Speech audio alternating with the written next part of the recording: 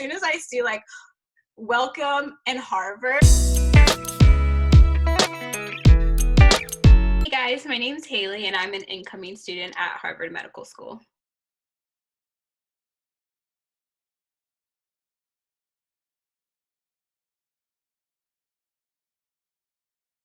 Was actually kind of more like a slow burn for me. I was not the kid at all that had like the toy doctor kit that carried it around my whole life. I wasn't interested in medicine really at all until my senior year of high school. I'm from North Carolina, and at that time, North Carolina required students to have some sort of graduation project. And you had to shadow someone in a career or build some sort of product. So kind of by chance, really, I ended up shadowing a pediatric endocrinologist, and that was my first real exposure to any sort of like medical field at all. Pairing that with the fact that at that time in my AP biology course, we were learning about immunology.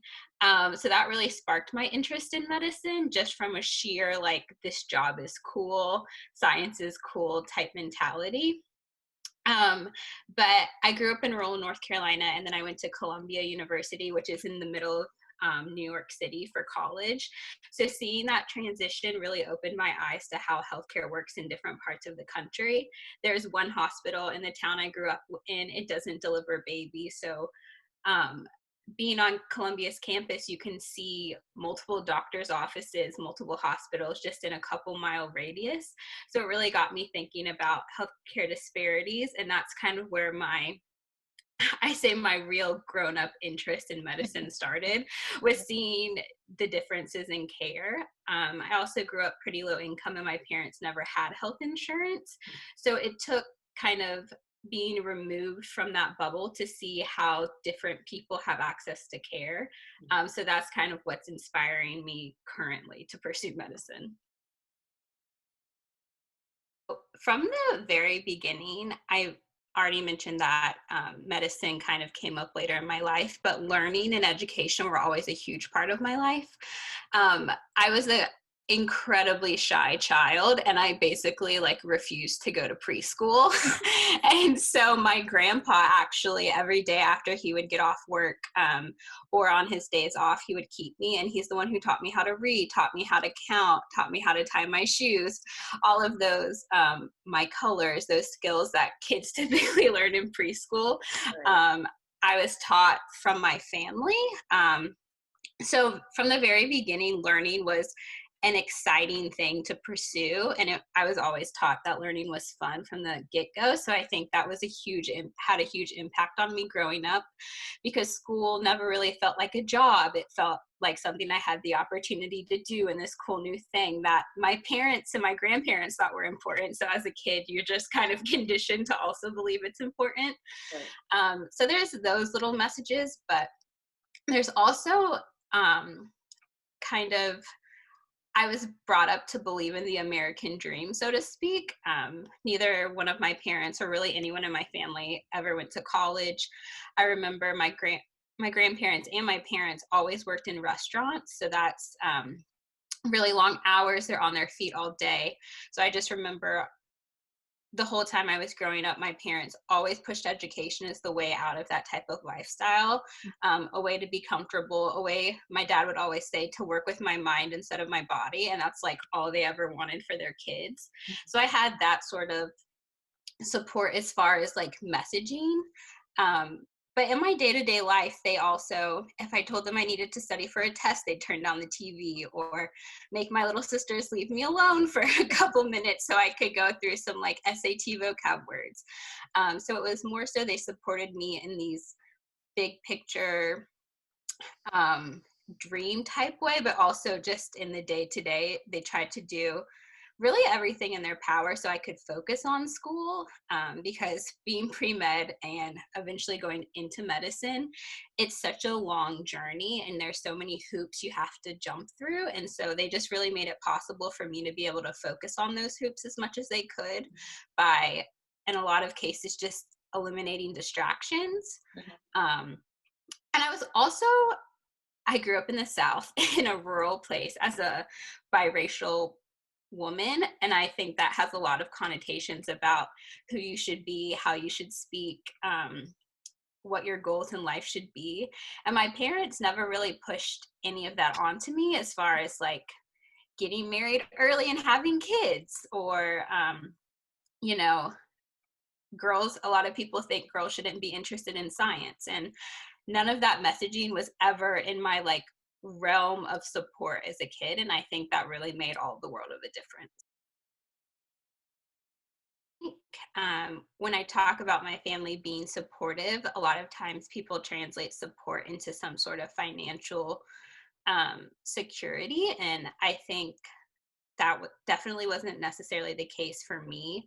My parents did everything that they could to provide for us, but I mean, I've had at least a part-time job from the time I could remember. Getting into college, doing well in college, but even doing well in high school requires students to be able to play sports or volunteer in clubs. A lot of that happens after school. If you don't have transportation after school, like you can't do it. And college admissions officers wants to know you're involved in the community. So there's challenges like that. I remember I bought my own car senior year of high school because my parents didn't have another vehicle to transport kids. I have three sisters.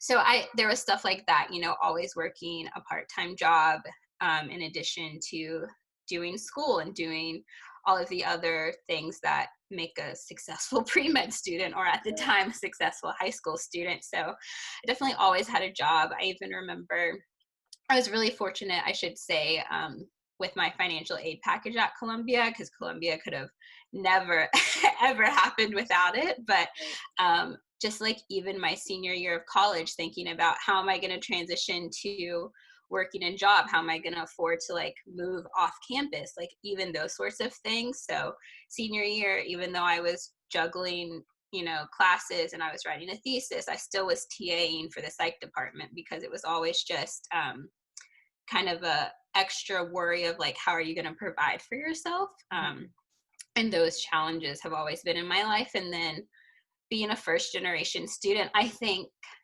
it's hard to describe, but I a lot of times don't feel like I know what I was doing, like back then and currently. My best friend in high school, I don't think she's ever gotten the credit that she deserves for kind of helping me navigate how to apply to college. Or even before that, I remember my sophomore year, we got our schedules, and she was like, oh, if you don't have this science class, you won't be able to take AP classes.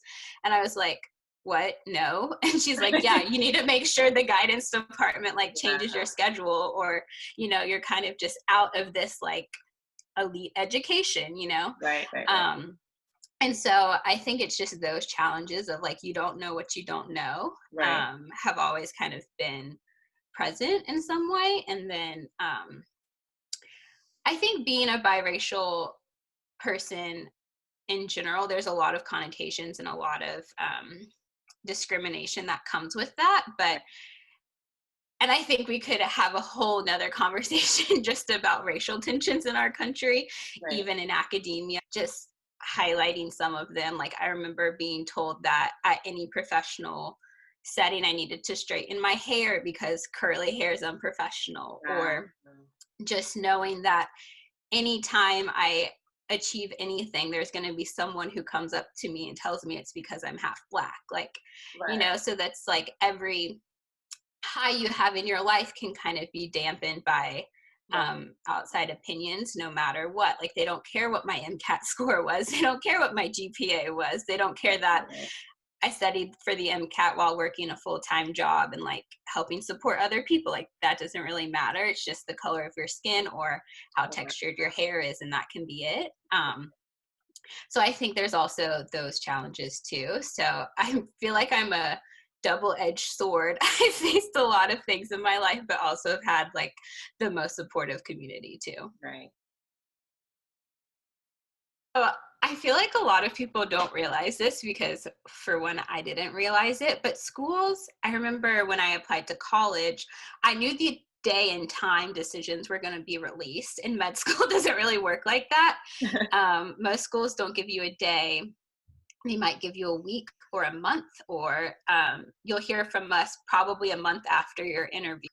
And I just randomly, checked my email because that's a normal work activity.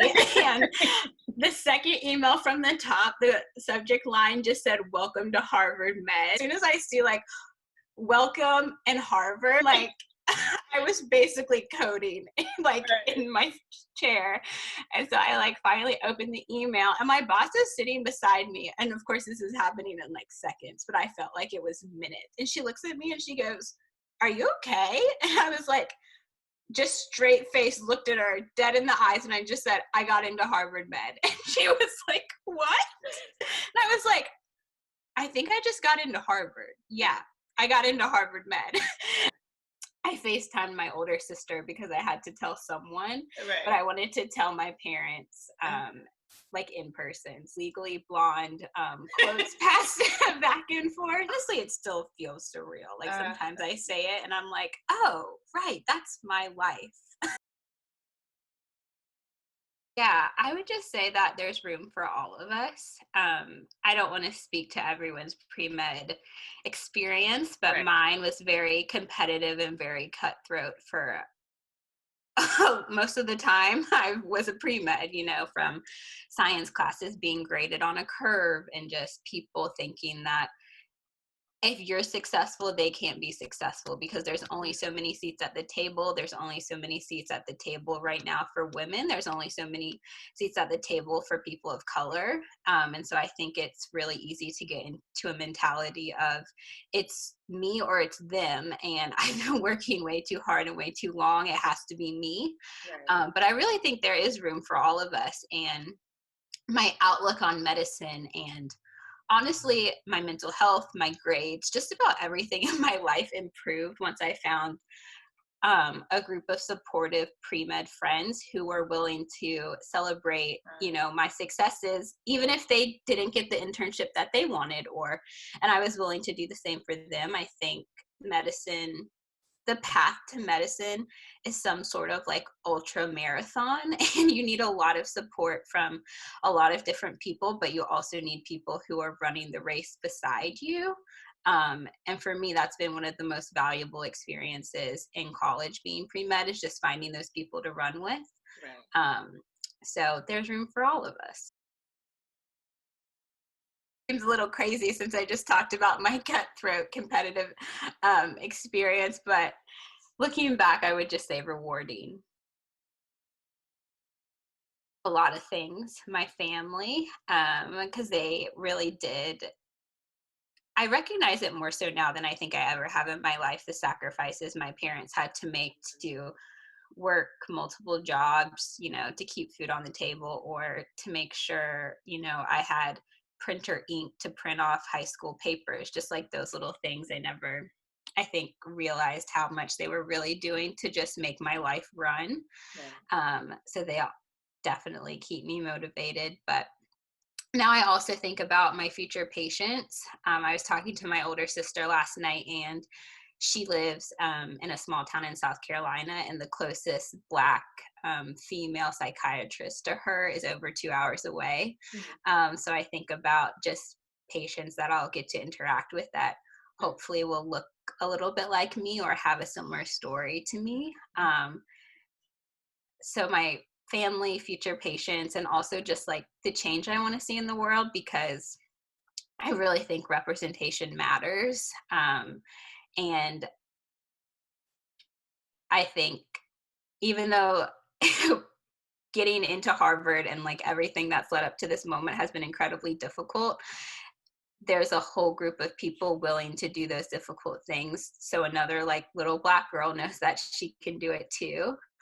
And there's a lot of people just from talking to incoming classmates at Harvard, or my friends that I know that are entering medical school at variety of different places. There's a lot of like really inspiring people who have really big plans to change medicine and make sure it's something healthcare is accessible to everyone. And just being around those people is really motivating. Awesome. To calm down in the beginning of it all. I mean, I went from like public high school in rural North Carolina to being at this Ivy League institution where I barely knew people who'd gone to college, like I was just totally out of my element. And I felt like everything that I did was make it or break it. Like if I don't get an A on this exam, I won't get an A in this class. I won't get into medical school. And that's just like truly not the case. Right. So that's what I would tell my younger self, but also what I've been telling current pre-meds for a while. Like, Right. you can be a person and a pre-med. Like, they're not mutually exclusive. Like, we all just need to take a deep breath and calm down a little bit. Right. No, I am like very back and forth. I think something in the realm of maternal and fetal medicine, because I've kind of touched on like healthcare disparities, and the maternal mortality rate for minorities in this country is like really surprising. So that's kind of a field of health disparities specifically I'm really interested in. I don't know if that means I'll end up being like an OBGYN or do something in pediatrics. I'm also interested in surgery, so maybe that'll fit in there somewhere. Right. But that's what I'm currently thinking. Really lucky that my application cycle was basically finished before all of the lockdowns started. So the only thing that really impacted me was once you're admitted into medical school, a lot of schools host these like revisit weekends. So you get to go back to campus, meet and talk to people, and it helps students figure out where they want to go.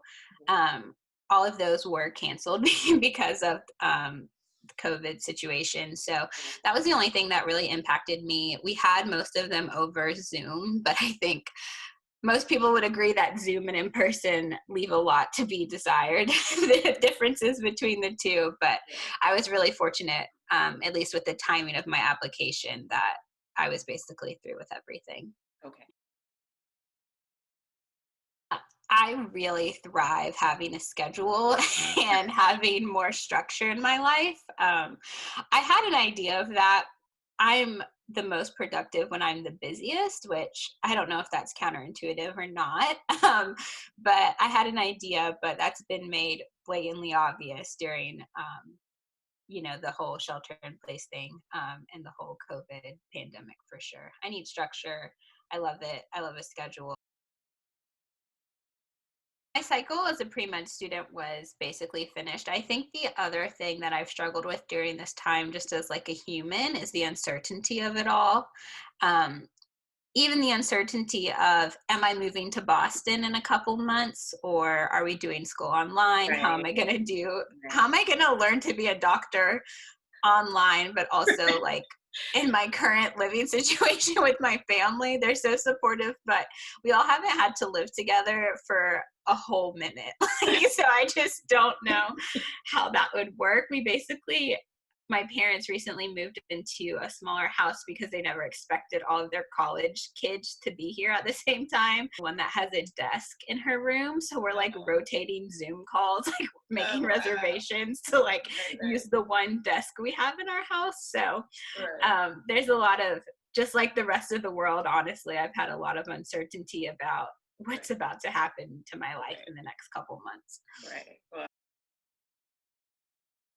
I think something I kind of had to learn the hard way is just to ask for help.